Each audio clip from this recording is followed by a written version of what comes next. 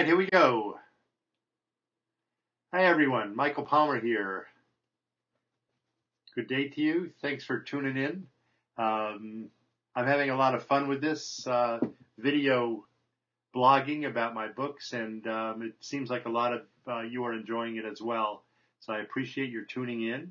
I would remind you that at stake for you is a copy of my first book, which was called The Corey Prescription and has never been published in English. It will never be published in English as far as I know.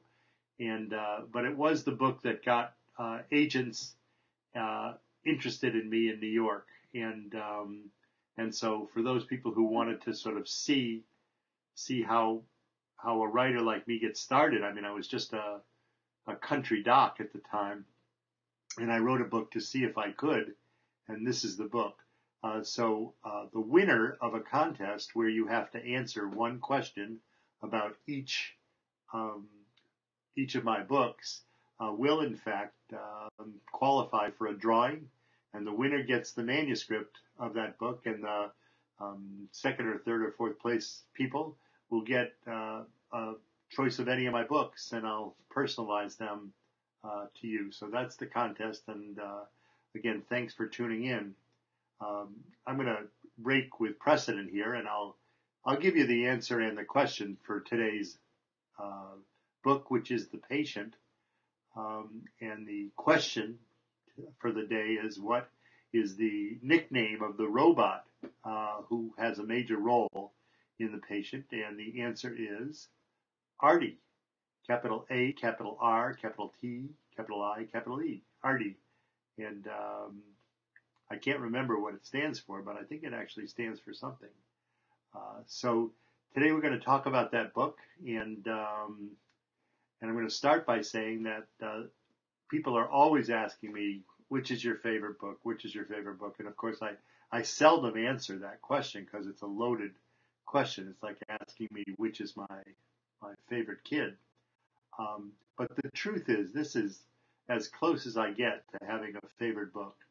And I don't even know why it's my favorite, except I love the way the construction came together, and I love Jesse as a character. And this is one of the few of my books that doesn't have a major medical ethical theme to it. It does have certainly the issue of robotics in medicine. And so I'll tell you what the book's about. Those of you who haven't read it, please go out there and pick up a copy. As is the case with all my 15 books, this book is still in print. I don't know, the Sisterhood is in its 37th printing, and this one's probably getting up there close to, 20 printings, and it's very exciting.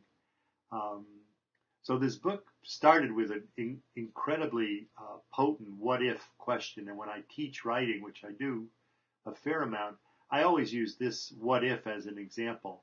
And the what-if that made this book is, what if the most mysterious, resourceful, remorseless assassin in the world has a brain tumor and needs to come out in the open in some form in order to have his tumor operated on? That's basically the what if of the book. And of course, the killer cannot kidnap a neurosurgeon and have his brain tumor operated on in a motel room. So he's going to have to show up in the hospital. And of course, there's a bedraggled, about to be fired, obsessed CIA agent who's been looking for this guy for 5 years without any success. And he gets word from some of his sources that this whole thing may be happening, and actually is able to kind of pick which neurosurgeon he's most likely to go to for his care. And that basically is what the book is about, because the neurosurgeon he chooses is Jessie Copeland, the heroine of the book. And she is a wonderful character who has an MD and a PhD from MIT in biomechanics. and bioengineering, and basically she's interested in robotics. And her research is to invent a tiny robot, Artie, who is able to be inserted up into the nose and then guided to the brain tumor, um, very small thing, and then actually be capable of roto-rootering out the tumor. And it's done using an MRI, what's called real-time MRI. And basically, it was very closely based in actual science. And such a thing is not only possible, but I totally expect it to happen. It hasn't happened yet.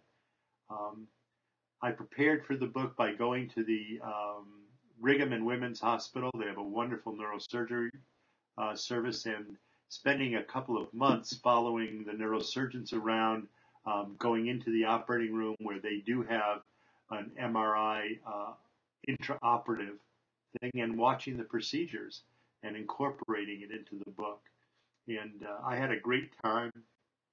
I'm grateful to the neurosurgeon Eben Alexander for bringing me in at the time.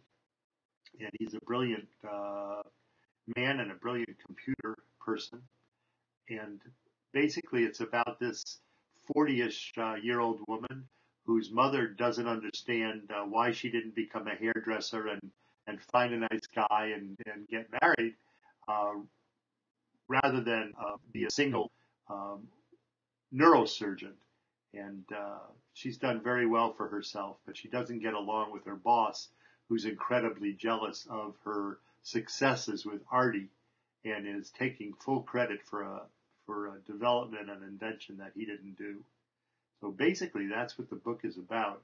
I think it's got a great ending and a great set of characters, and of course the killer finds ways to tell her that if something goes wrong in this operation that she's going to perform, that a lot of people are going to die. And so he has explosives of poisonous gas set around the city of Boston. And if word gets out that he's dead, these will be set off. So basically, that's what's going on in the book. Lots of tension, lots of fun, and as I said, a very exciting ending. So I hope you'll remember the question. I hope you'll enter the contest. It's never too late to go back to the previous video blogs and get all the answers to all the questions and just enter the contest. So I'll be with you again in a week or two. I really appreciate this. Hope you like my shirt that I borrowed from my kid. And I look forward to seeing you all again. Have a great day.